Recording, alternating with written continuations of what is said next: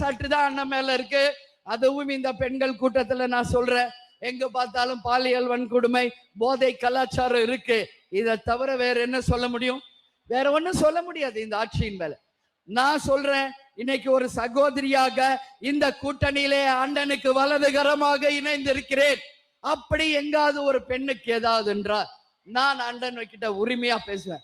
எல்லா இடத்துலயும் சிசிடிவியும் பெண்களுக்கான உரிமையும் பாதுகாப்பும் நிச்சயம் அண்ணன் உருவாக்குவார் என்பதில் யாருக்கும் எந்த மாற்று கருத்தும் தேவையில்லை என்பதை இந்த நேரத்தில் நான் சொல்றேன்.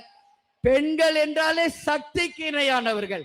ஒட்டுமொத்த சக்திகளே இன்னைக்கு ஒன்றிணைந்திருக்கிறோம். நீங்க எல்லாரும் நாம் சின்ன ஒரு பேட் நடந்தா உடனே நாம் எல்லாம் யாரா மாறுவோம்?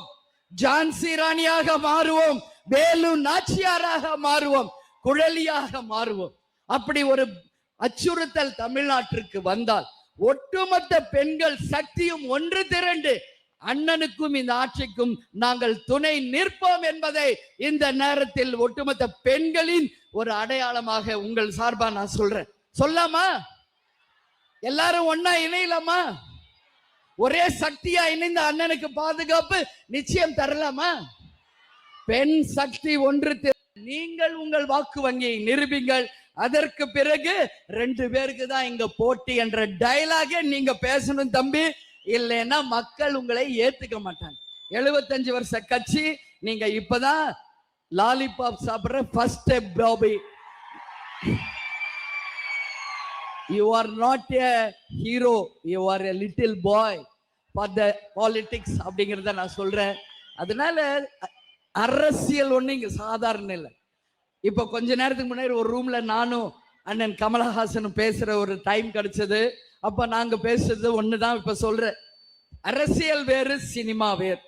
அது ஒரு தொழில், இது சேவை. இது மக்களை அன்றாடம் நாம் நேசிக்க வேண்டும்.